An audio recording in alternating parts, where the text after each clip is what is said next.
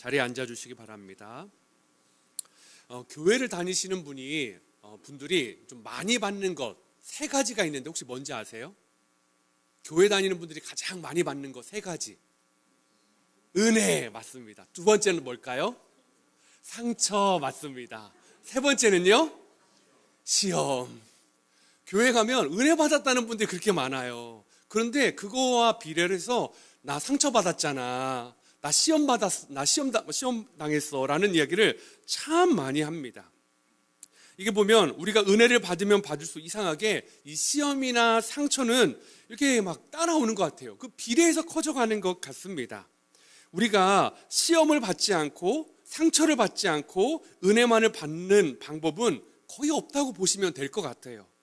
그래서 이 김영국 목사님이라는 분이 이런 얘기를 하더라고요. 마치 우리 수영할 때요, 우리가 수영을 한다 하면 우리가 몸이 물에 젖는 게 당연한 것처럼 세상을 살아가면서 시험을 만나지 않는 방법은 없다라고요.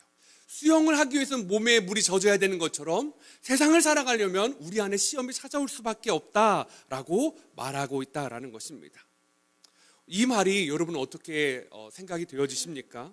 저는 굉장히 공감이 되더라고요. 이 말이 진실이라는 것은 우리가 스스로가 물어보면 금방 알 수 있습니다. 여러분은 신앙생활 하면서 시험 안 받아보신 분 계세요? 다 받아보셨구나. 아이고 어떡합니까? 이게 만약에 그런 분이 계시다면 신앙이 진짜 엄청 좋으셔가지고 시험 이 정도는 뭐 아무것도 아니야 라고 느끼시는 분이시거나, 아니면 이게 시험이었나? 그것도 모르고 그냥 무덤덤하게 지나갔던 그것도 은혜일 수 있겠는데요, 그런 부류이실 것 같습니다. 이처럼 우리는요 시험을 피할 수 없어요. 모든 사람 앞에 이 시험은 찾아오기 마련이다라는 것입니다. 그래서 예수님이 오늘 우리를 시험에 들게 하지 마시옵고라는 기도를 가르쳐주고 계신 것 같습니다. 특별히 이 시험에 들게 하지 마시옵고라는 기도는요, 시험에 빠지기 전에 미리 하는 기도일 것 같아요. 우리가 시험에 들게 하지 마시옵고, 미리 하는 사전 기도라면 그 다음에 다가오는 다만 악에서 구하시옵소서라는 것은 우리가 그럼에도 불구하고 악의 구렁텅이에 빠져 있을 때 우리를 거기서 꺼내달라는 사후 기도문처럼 느껴지고 있다라는 것입니다.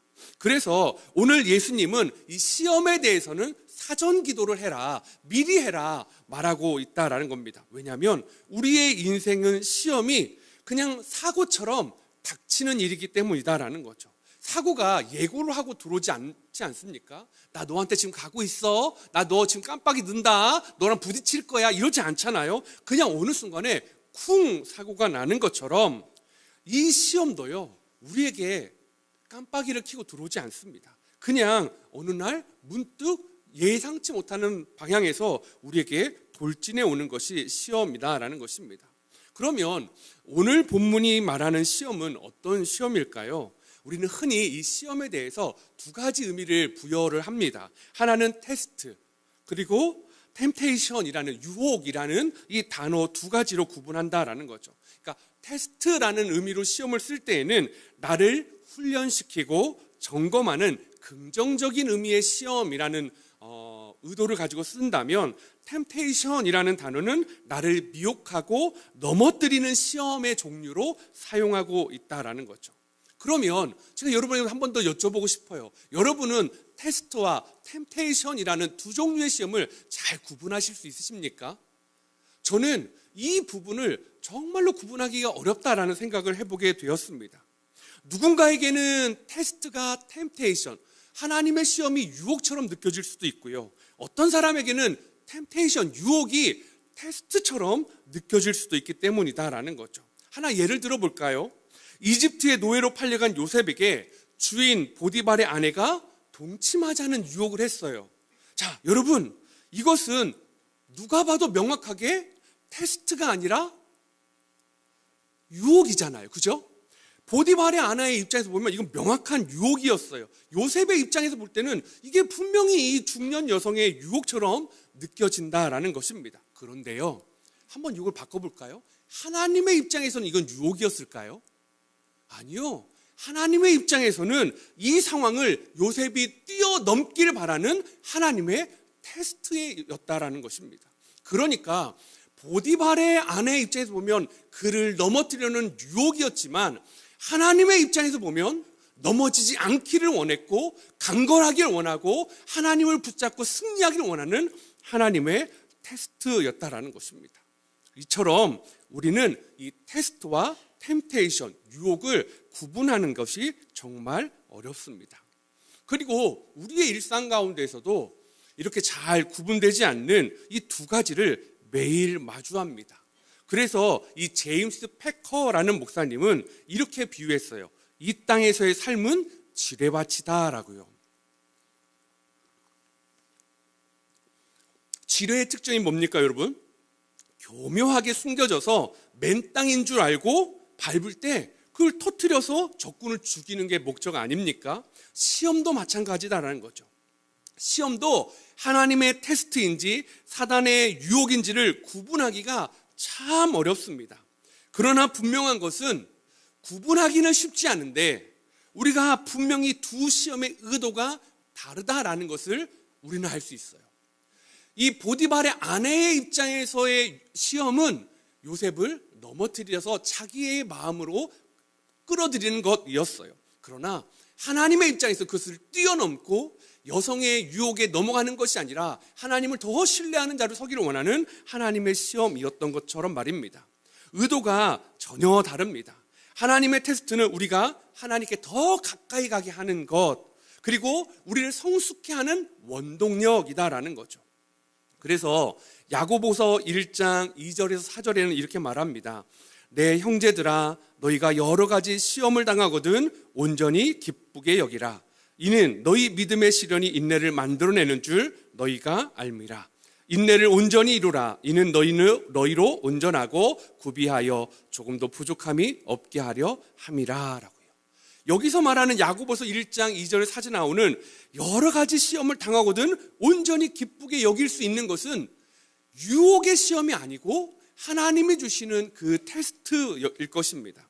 하나님이 주시는 그 테스트를 만나면 기뻐해야 되는 이유는 그것을 통해 하나님 우리를 하나님께로 더 가까이, 우리를 더 성장시키고 더 온전하게 하시는 하나님의 뜻이 그 안에 있고 그것을 통해서 우리는 인내를 배워갈 수 있기 때문이다라는 것입니다. 반면 사단의 시험이요, 유혹은요, 우리를 넘어뜨리려고 한다라는 거죠. 하나님을 의지하고 살지 않도록 그러한 삶을 꺾어버리고 하나님의 자녀의 삶에서 멀어지게 하는 게 이 사단의 유혹이다라는 거죠. 사랑하는 성도 여러분, 오늘 믿음 생활하는 중에 혹시 시험에 빠진 분들 계십니까?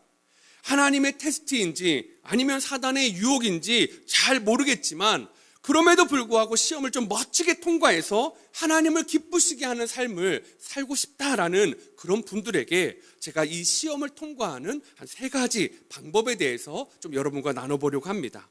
시험을 통과하는 방법, 첫 번째는요, 시험의 목적을 생각하라라는 것입니다. 저 학생 때 저는 시험 보는 게 별로 그렇게 기쁜 일은 아니었어요.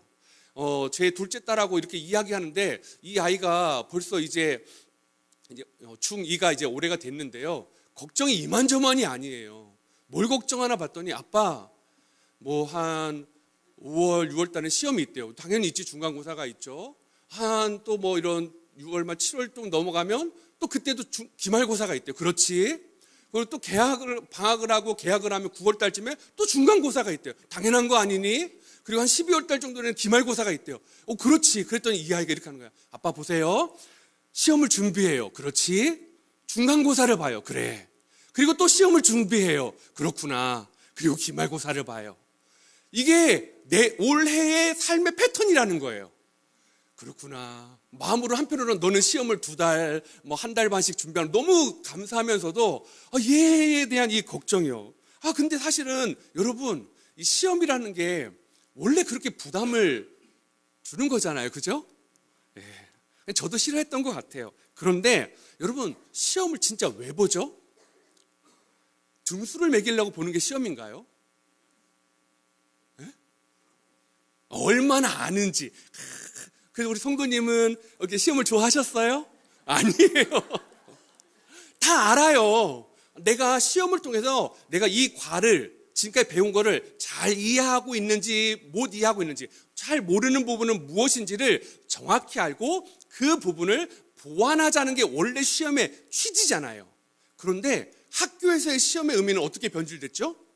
등수를 매기는 거예요. 우열을 나누고 좋은 대학에 갈 수 있는 서열을 매기는 거예요. 그래서 뭐 지금은 어떤지 모르겠는데 저 학교 다닐 때만 해도 우열반이 따로 있었어요. 열등반, 우등생반 이런 반이 있어서 아예 배우는 게 달랐어요. 학교도 우등생반에 집중해서 좋은 선생님들 막 좋은 걸 다 투자하고요.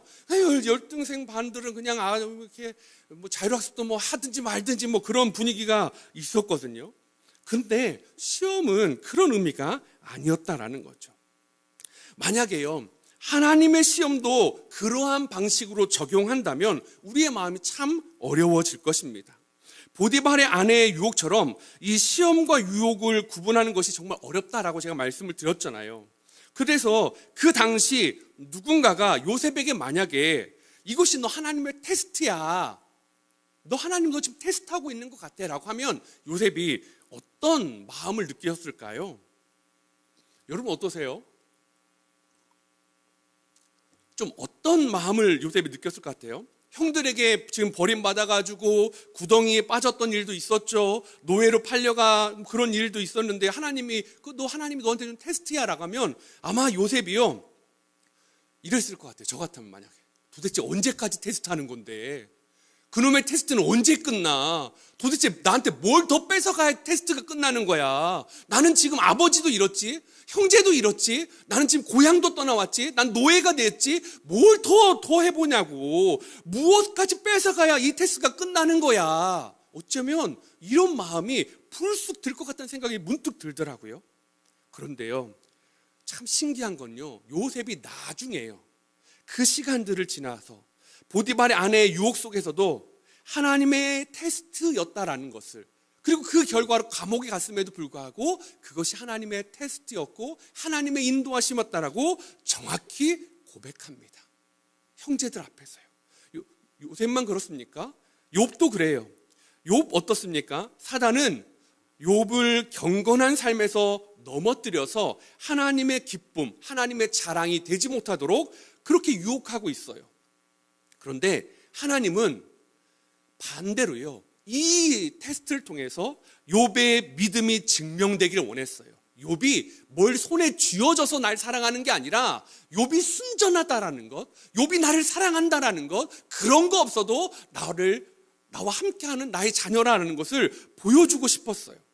이처럼 우리는 한 사건에 대해서도 하나님의 의도와 사단의 의도가 전혀 다르다라는 것을 우리는 알 수가 있다라는 것입니다. 그렇다면 우리는 누구의 의도를 따라서 살아가야 할까요? 우리의 삶에 누구의 의도가 더 중요합니까? 당연히 하나님의 의도예요. 우리에게 이 시험을 주는 출제자의 의도는 사단의 의도가 아니라 하나님의 의도여야 한다라는 것입니다. 하나님은 시험을 통해 신앙의 등수놀이를 하고 싶은 것이 아닙니다. 또한 예수님이 시험에 들기 마시옵고라는 기도를 알려주신 것도 시험을 그러면 다 피해가는 방법을 알려주는 것이 아니에요. 아까 말씀드렸잖아요. 이 지뢰밭 같은 세상에서 시험을 피해갈 수가 없다라는 것입니다. 오히려 우리가 살아가면서 반드시 시험을 만날 텐데 그 시험 속에서 믿음을 지키는 삶을 살아갈 수 있도록 도와달라는 기도를 하라라는 거죠. 너희가 시험을 만날 텐데 너희는 그 시험을 이기는, 그 시험 가운데 믿음을 지키는 삶을 살아갈 수 있도록 그 은혜를 구해라라고 말하고 있다라는 것입니다. 여러분, 우리가 겪었던 수많은 시험들이요, 어쩌면 그게 유혹인지 테스트인지도 아직도 잘 분간되지 않는 그 많은 그 의도가 담겨있는 그 사건들이요, 정확하게 그 안에 어떤 의미가 담겨 있는지 여러분 아십니까? 정확하게 알 수 없다면 성경이 말하는 하나님의 의도를 기억하십시오. 예레미야 29장 11절은 이렇게 하나님의 의도를 말씀해 주고 있어요. 한번 같이 읽어볼까요? 시작. 여호와의 말씀이니라. 너희를 향한 나의 생각을 내가 아나니 평안이요 재앙이 아니니라. 너희에게 미래와 희망을 주는 것이니라. 예, 사랑하는 성도 여러분, 시험 속에요 하나님의 의도를 담겨놨대요. 하나님의 의도는 뭡니까?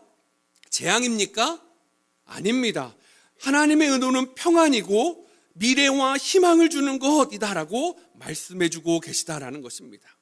하나님은 우리를 재앙으로 몰아가시는 분, 재앙에 빠뜨리가기 가만히 숨어있다가 함정을 파고 지뢰를 숨겨놓으시는 분이 아니다라는 거죠. 하나님은 우리를 절대 유혹의 장소로 인도하는 분이 아니다라는 것입니다. 우리를 평안으로, 희망으로, 미래로 인도하시는 분, 그러기 위해 그 더 나은 그 자리에 가기 위해 시험하시는 분, 더 큰 하나님 나라에 들어가기 위한 합당한 삶을 가질 수 있도록 테스트하시는 분, 그리고 그 테스트를 이겨나갈 수 있는 능력도 주시는 분이 우리 하나님이시다라는 거죠. 그리고 그러한 합당한 삶을 살기 위해서 우리에게 필요한 게 뭐예요? 영적 분별력이요. 이게 어떤 시험인지를 분별할 수 있는 것이죠. 왜냐하면 요한일서 2장 16절 한번 같이 읽어볼까요? 시작. 육신의 정욕과 안목의 정욕과 이생의 자랑이니 다 아버지께로부터 온 것이 아니요 세상으로부터 온 것이라. 이 세상에 있는 것을 말하는데요, 모든 것이 뭐라고 말하냐면 육신의 정욕, 안목의 정욕, 이생의 자랑이다 라고 말하고 있습니다. 즉 다 유혹거리로 가득한 세상입니다. 이러한 것에 빠지게 되면 우리는 정말 시험에 빠지는 거죠. 유혹에 빠지는 거죠. 넘어지는 것입니다. 그래서 요셉은 이 육신의 정욕, 안목의 정욕, 이생의 자랑에서 벗어나서 하나님의 자랑이 되고 싶어 했다라는 거죠. 창세기 39장 9절 10절에 이렇게 말합니다. 이 집에는 나보다 큰 이가 없으니 주인이 아무것도 내게 금하지 아니하였어도 금한 것은 당신뿐이니 당신은 그의 아내임이라. 그런즉 내가 어찌 이 큰 악을 행하여 하나님께 죄를 지으리이까. 여인이 날마다 요셉에게 청하였으나 요셉이 듣지 아니하여 동침하지 아니할 뿐더러 함께 있지도 아니하니라. 여인이 날마다 요셉에게 청하했대요. 뭘로 유혹했을까요? 아마 여기서 육신의 정욕이요, 그리고 안목의 정욕이요, 이생의 자랑들이요. 야, 네가 나랑 동침만 하면 야, 너가 맛볼 수 없는 쾌락을 줄게. 네가 나랑 함께 할 수만 있다면 네가 보지 못했던 놀라운 것들을 보게 해줄게. 그리고 종살이 너 정말 편하게 해줄 수 있어. 너 정말 이것들 누릴 수 있다라는 이 여러 가지 것들로 유혹했을 거예요. 그런데 그 요셉이 왜 편한 길이 안 보였겠냐고요.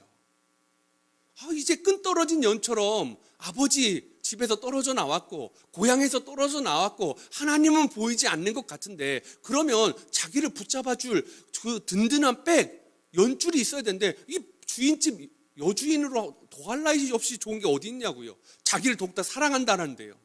여러분, 그러면 그냥 그거 그렇게 마음 주면 되는 것 아니냐고요. 그런데 요셉은 정확히 알고 있었어요. 내가 어찌 이 큰 악을 행하여 하나님께 죄를 지으리까.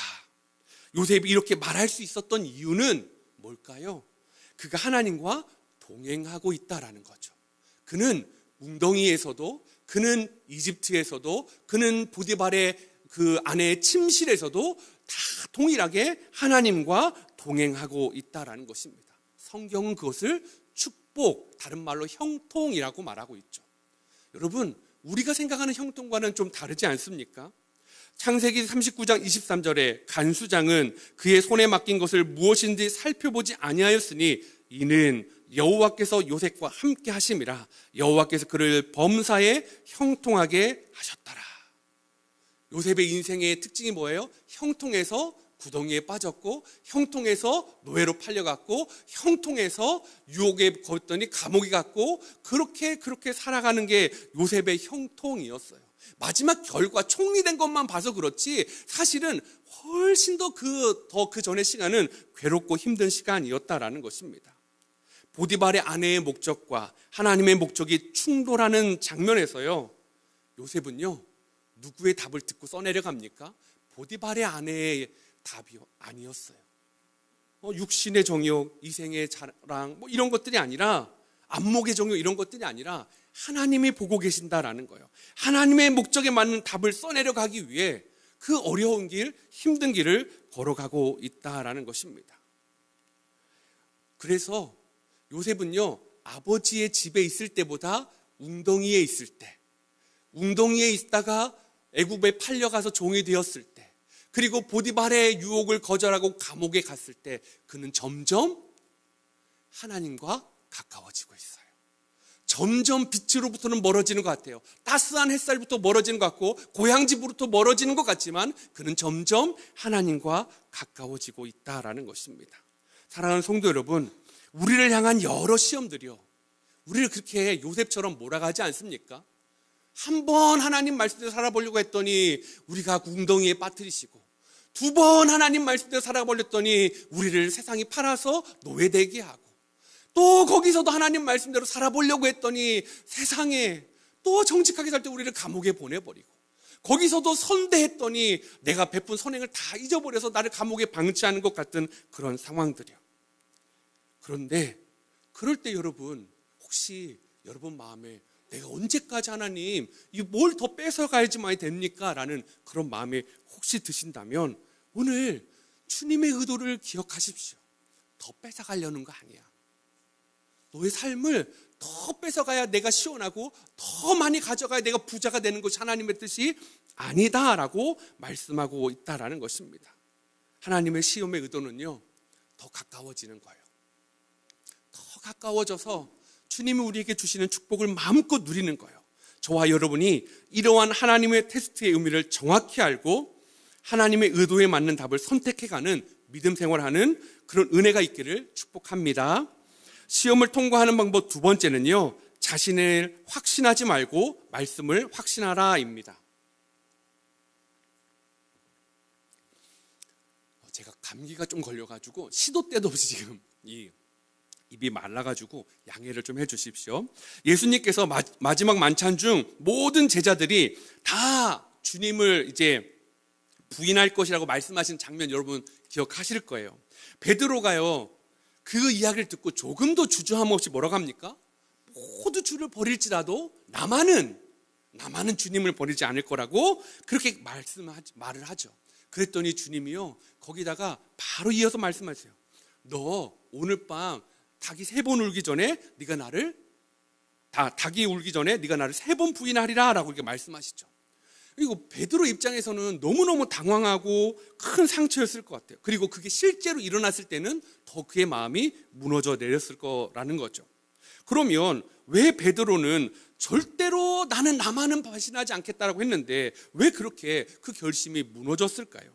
베드로의 그 자신감, 그 확신의 근거는 뭡니까? 내 마음이요. 내 지금 현재의 마음의 상태요. 그게 거짓이 아니었어요. 그 예수님과 함께 마지막 만찬을 먹고 마시는 그 시간까지만 해도 그는 주님을 위해서 그렇게 할 수 있는 사람이었습니다. 주님을 너무나 사랑하였고 주님을 위해 죽을 준비가 되어 있었던 사람이 베드로였어요. 그런데 이렇게 자신을 확신한 베드로와 또 다른 면에서 또 비슷한 경우가 있는데, 그것은 너무 확신에 찼던 과신했던 베드로 말고요, 나는 안 돼, 나는 안 될 거야, 실패할 거라는 확신을 가지는 분들이 또 교회 안에 의외로 많더라고요. 나는 잘할 수 있어 라는 확신이 베드로에게 있었다면, 반대로 나는 잘 못해, 나는 안 될 거야 라는 확신을 가진 분들이요, 나는 또 넘어질 거야, 나는 이 죄악의 문제에 싸서 나는 결코 이길 수 없어, 나는 늘 패배했어 라는 그 패배주의에 있는 분들이요. 여러분, 그런 분들과 베드로의 마음이 사실은요 비슷하다는 것을 느끼시지 못하시겠어요? 두 가지가 비슷해요. 뭔지 아십니까? 둘 다 자신을 믿는 거예요. 나는 못해, 나는 할 수 없어, 나는 늘 패배했어 라는 그것과 나는 할 수 있어, 난 절대 그러지 않을 거야, 나만은 안 그럴 거라는 그 마음은 공통점을 찾아보자면 나중심이다라는 거죠. 그런데요, 이 나중심으로 할 수 있다, 나중심으로 할 수 없다, 이 마음이 있는데요, 모두 다 나중심에 이게 문제가 있는 거예요. 그럴 때 시험에 빠지더라고요. 고린도전서 10장 12절 그래서 뭐라고 말합니까? 그런즉 선줄로 생각하는 자 넘어질까 조심하라. 여러분, 저와 여러분은 누구의 힘으로 서 있습니까? 누구의 힘으로 살아가십니까? 또 누구의 힘으로 생활하고 있으십니까? 누구의 힘으로 봉사합니까? 누구의 힘으로 우리는 이 자리에 나와 있으시냐고요. 이 질문은요, 내 안에 힘이 몇 %가 있는지, 내가 의지가 몇 %인지를 묻는 질문이 아니다라는 거죠. 본질적으로 당신은 무엇을 의지하며 살아가고 있냐라는 질문입니다. 다윗이 하나님을 의지할 때요, 다윗에게 골리앗이 문제였나요? 아니요. 다윗이 하나님을 의지할 때 블레셋이 문제였나요? 아니었습니다. 다윗이 하나님을 의지할 때 사울왕 전혀 문제되지 않았습니다. 그런데 그가 자만할 때요, 그는 한 여인에게 철저히 무너지고 있다라는 것입니다. 여인이 목욕하는 모습을 보았을 때 다윗은 그것이 그냥 아주 사소한 일이라고 생각했을 거예요. 그래서 뭐 이 정도는 뭐 별거 아니야. 나는 골리앗도 이겼고, 나는 블레셋도 이겼고, 난 전쟁에서 가는 곳만 승리했는데 이 정도는 별거 아닐 거야. 근데 궁금하긴 하다. 저 여인이 누군지는 알아와 봐라. 알아왔어요. 그랬더니 자기 부하, 이 부하의 용맹한 우리아의 부인이다라는 걸 듣게 되지 않습니까? 그럴 때요, 그래? 거기까지도 어쩌면 괜찮았을 것 같아요. 그럼 데려와 봐라. 데려와도 난 괜찮아. 난 다윗이잖아. 그런 마음이 어쩌면 있었을 수도 있다라는 거죠. 여러분, 그 정도는 괜찮아. 그 정도는 괜찮아. 나는 그 모든 것도 이겨냈던 사람이야. 난 사울을 죽이고 싶은 그 유혹도 이겨냈고, 골리앗도 이겨냈고, 다 이겨냈다라는 그 마음이, 여러분, 다윗을 치명적인 죄의 자리까지 끌고 가고 있다라는 것입니다. 생각해 보면요, 예전에 다윗은 할 수 있어도 절제할 수 있는 능력이 있는 사람이었어요. 사울을 죽일 수 있음에도 불구하고 죽이지 않는 힘이 있었어요. 그게 하나님 마음에 합한 마음이었어요. 자신의 칼을 마음껏 휘두르지 않는 거예요. 그런데 오늘 그 힘을 잃어버렸습니다. 생각해 보면요, 우리가 시험 당했다, 시험에 빠졌다라고 할 때 보면 내가 뭘 못해서 시험에 드는 건 별로 그런 것보다요, 내가 할 수 있는데 그 일을 어떻게 해야 되는지에 그것으로 인해서 시험이 들 때가 참 많이 있는 것 같습니다. 아담 생각해 보세요. 아담은 선악과를 따먹을 수 있었나요, 없었나요? 있었죠. 하나님이 자유의지를 주셨으니까. 그래서 할 수 있는 일 때문에 시험에 빠지게 된다라는 거죠. 만약에 하나님이 따먹지 못하게 아예 막으셨다면 그건 시험거리가 아니었을 거예요. 하나님이 너에게 자유의지를 줄게. 그 자유의지로 아담은 시험에 빠져버렸어요. 반면에요, 예수님은 어떻습니까? 예수님은 공생애를 시작하는 그 시점에 광야에서 40일을 기도하셨어요. 그러면서 사단이 나타나서 이렇게 말하죠. 이 돌을 가지고 떡을 만들어 봐라. 예수님이 하실 수 있었나요? 하실 수 없었나요? 있었습니다. 그런데 예수님은 안 하시죠. 사랑하는 성도 여러분, 우리가요, 우리 자신을 너무 과대평가하지도 않았으면 좋겠어요. 우리가요, 우리를 너무 과소평가하지도 않길 원합니다. 우리가 진짜 주목해야 되는 게 뭔지 아십니까? 하나님이 우리에 대해서 뭐라고 말씀하시는지요. 하나님이 나한테 지금 뭐라고 말씀하는지를 집중하세요. 그게 제일 중요하고 그게 시험에 빠지지 않는 제일 중요한 방법이다라는 것입니다. 하나님이 우리에게 뭐라고 말씀하는지 한번 볼까요? 이사야 43장 1절에서 3절입니다. 한번 1절, 2절 한번 읽어주시겠어요? 시작. 야곱아, 너를 창조하신 여호와께서 지금 말씀하시느니라. 이스라엘아, 너를 지으신 이가 말씀하시느니라. 너는 두려워 말라. 내가 너를 구속하였고 내가 너를 지명하여 불렀나니 너는 내 것이라. 네가 물 가운데로 지날 때에 내가 너와 함께할 것이라. 강을 건널 때에 물이 너를 침몰하지 못할 것이며 네가 불 가운데로 지날 때에 타지도 아니할 것이요 불꽃이 너를 사르지도 못하리니 대저 나는 여호와 너의 하나님이요 이스라엘의 거룩한 이요 너의 구원자임이라. 내가 애굽을 너의 속량물로 구스와 스바를 너를 대신하여 주었노라. 여러분, 이 이사야서 43장 1절 3절에는요 여러 시험들이 나와요. 흔히 말하는 물과 강과 불과 불꽃으로 대변되는 여러 시험들에 우리가 흔히 빠지고 있다고 말하고 있습니다. 그런데 그때에 주님이 우리를 방치하는 것이 아니라 우리와 함께 하신다라고 말해요. 여기 뭐라고 말해요? 네가 물 가운데로 지날 때에 내가 너와 함께 할 것이다 라고 말씀하고 있다라는 거죠. 그러면서 오늘 주님은 우리의 시험 가운데 우리와 함께 하시면서 주님이 결코 우리를 포기하지 않으신다라고 이사야 43장에도 말씀하고 있다라는 것입니다. 왜요? 너는 내 것이기 때문에요. 우리가 하나님의 소유이고 하나님의 백성이기 때문이다라는 것입니다. 사랑하는 성도 여러분, 이 말씀을 기억하십시오. 올해요, 어쩌면 작년보다 더 많은 시험거리가 여러분을 찾아올 수도 있어요. 그럴 때요, 이 말씀을 붙잡으시길 원합니다. 이 말씀을 의지하시길 원합니다. 나의 앞에 가신 하나님, 나를 안아주신 하나님, 그 하나님을 붙잡고 나아갈 때 그 시험이요, 시험거리가 아니라 나를 정말로 하나님께 더 가까이 가게 하고 이 풍랑 연하여 주님께 더 빨리 나아가게 하는 하나님의 좋은 도구가 될 줄 믿습니다. 사랑하는 성도 여러분, 우리요, 올해 한 해 있는 수많은 지뢰밭들 잘 피해가길 원합니다. 근데 못 피해가면요, 잘 요리했으면 좋겠어요. 잘 해체했으면 좋겠어요. 내 힘으로 해체할 수는 없어요. 왜요? 나는 어떤 때는 자신감이 과해서 실수하고요, 때는 어떤 때는 자신감이 너무 없어서 실수해요. 그러니까요, 그 폭판 제거반, 시험 제거반 성령님 의지하면서 정말로 말씀 붙잡고 나아갈 때, 저 집사님은 왜 이렇게 2025년도 시험거리였는데 2026년은 할렐루야 더 업그레이드 됐네?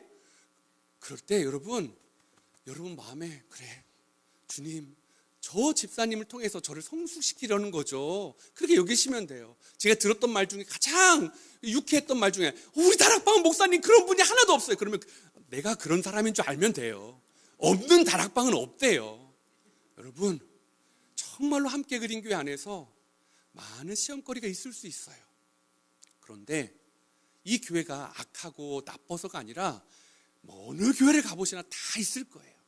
그런데 우리가 그 시험을요, 우리의 마음을 빼앗기고 넘어뜨리는 재료가 아니라, 하나님께서 멀어지는 재료가 아니라, 그것을 통해 나도 성장하고 그 사람을 성장시키는 하나님의 도구가 되기를 축복합니다.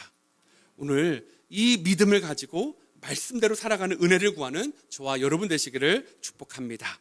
시험을 통과하는 마지막 세 번째 방법은요, 꾸준히 매일 함께 기도하라입니다. 십자가를 지기 전 예수님은요, 제자들에게 뭘 요구하셨죠? 함께 기도해 달라고 요청하셨어요. 예수님이요, 기도를 부탁하셨다니까요. 그리고 예수님의 공생의 3년 동안 예수님은 습관을 따라 늘 기도하러 가셨다라고 성경은 말하고 있습니다. 그러면 이 습관이요, 이 예수님이 사역하시는, 메시아로서 사역하는 이 3년 동안만 있었겠냐고요. 30년 동안은 그냥 막 놀자 하다가 3년 동안만 바짝 기도하자 이거였을까요? 아니요. 습관은 그렇게 생기는 것이 아닙니다. 예수님은 어려서부터 하나님과 교제하는 그 기도의 시간을 분명히 가지셨을 거예요. 왜 예수님이 평생 기도하셨을까요? 예수님이 사단과 세상을 이기는 것 당연한 것 아닙니까? 예수님의 승리가 확실시 되는 거 아니냐고요. 그런데도 예수님조차도요, 시험에 빠지지 않기 위해서 기도하시고 말씀을 가까이 하는 삶을 살아가셨다라는 것입니다. 그러면 우리는 말해 뭐합니까? 우리도 당연히 그렇게 살아가는 거 아니냐고요. 아까 서두에서 말씀드렸던 이 제임스 패커 목사님 말처럼 수많은 지뢰밭을요, 우리 무슨 믿음으로 걸어가시겠어요? 나는 내가 걷는 것은 지뢰가 없을 거라는 그 믿음이요? 그거는 여러분, 한번 잘못 디뎌보고 지뢰가 터졌을 때 그 피해를 상상해 보세요. 여러분, 우리는 그렇게 지혜를 피해갈 수 있는 운 좋은 사람들이 아니다라는 것입니다. 저는 이런 추첨 이런 걸 한 번도 대본 적이 없어요. 저는 아예 기대를 안 해요. 누가 뭘 주면 이거 되는 겁니다. 그럼 저는 긁어보지도 않아요. 아니, 긁어보긴 해요. 죄송해요. 긁어보긴 한데 또 안 됐구나. 그럼 그렇지. 하물며 신대원에서 제비뽑기를 할 때도 저건 내 거 아니야. 생각해보니까 저는 오히려 너무 패배주의가 있었던 것 같은데 그게 안 되더라고요. 근데 제가 그걸 통해 하나님께 그걸 은혜로 돌린 게 뭐냐면, 나는 그런 운을 의지하는 사람이 아니라 하나님을 의지하자. 그러면서 살아오게 되었다라는 것이죠. 여러분, 욥이요, 우리가 아까 얘기했던 그 욥이요, 그는 시험에 빠지지 않기 위해서 아마 성경에서 가장 열심히 노력했던 사람 중에 한 1번일 거예요. 그래서 그는 자기의 자녀들이 시험에 빠질까 두려워서 어떻게 했어요? 자녀들이 잔치하고 난 다음에 자녀들을 위해서 대신 제사를 드렸어요. 혹시 얘네들이 부지불식간에 죄를 지을까 봐 그 죄를 용서해 달라고 그 높아심에 아버지의 마음에 막 그렇게 했던 사람이 욥이었다라는 거죠. 그렇게 해서 욥이 시험에 빠졌어요, 안 빠졌어요? 빠졌어요. 그렇게 지뢰밭을 조심했던 욥도 시험에 빠지더라고요. 여러분, 2026년 저와 여러분의 삶에 있는 지뢰밭이요, 그냥 지나갈 수 없습니다. 그런데 그래서요, 바울도 그 지뢰밭을 이렇게 고백해요. 오라, 나는 곤고한 사람이로다. 나는 매일 지뢰밭에 빠지는구나. 나는 죄인 중에 괴수로다. 왜요? 지뢰밭에 계속 걸리니까요. 사랑하는 성도 여러분, 그래서 제가 여러분에게 기도 제목을 달라고 하는 거예요. 제가 여러분의 하나만 어떤 지뢰 탐지 이게 침이라도 되고 싶은 거예요. 여러분을 위해서 함께 기도하면서 나가고 싶은 겁니다. 함께 기도 카드 꼭 제출해 주세요. 그래서 우리가요, 함께 기도하기를 원합니다. 기도의 삼겹줄 훨씬 더 튼튼하고요, 잘 끊어지지 않고요, 놀라운 기적이 일어날 줄 믿습니다. 2026년요, 여러분 기도의 힘을 믿으십시오. 여러분, 그리고요, 말씀의 힘을 믿으십시오. 그리고요, 여러분을 향한 하나님의 계획을 믿으십시오. 그리고 담대히 나아갈 때 시험이 온다 할지라도 괜찮아, 이거 하나님 날 망하게 하려는 거 아니야, 믿음으로 선포하십시오. 그리고 기도의 자리에 나가시고요, 다락방 식구들과 함께 기도하시고요, 교육자들과 함께 기도하시고요, 순장님들과 함께 기도하시고요, 다 같이 기도하면서 오늘 예수님처럼 꾸준히 매일 함께 기도함으로 시험을 속히 벗어나는 은혜가 있기를 소망해 봅니다. 2026년 시험이 없는 인생들이 아니라 시험을 잘 지나가고 주님께 더 가까워지는 우리 함께 그린 교회 모든 성도님 되시기를 축복합니다.